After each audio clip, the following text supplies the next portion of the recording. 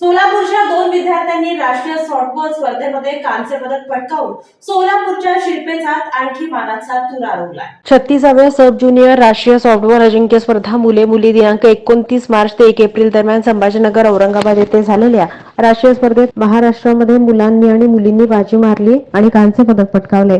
या संघात सोलापूरचे यथार्थ पाटील, जोया तांबोळी हे दोघे सहभागी होऊन महाराष्ट्राला कांस्य पदक पटकावण्यामध्ये त्यांनी मोलाची कामगिरी बजावली।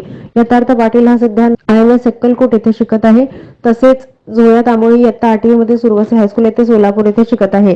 या खेळाडूंना सोलापूरचे सचिव प्राध्यापक संतोष खेंडे, गंगाराम घोडके, सतीश परदेशी, सचिन कुमार काळेकर यांचं मार्गदर्शन लाभलं।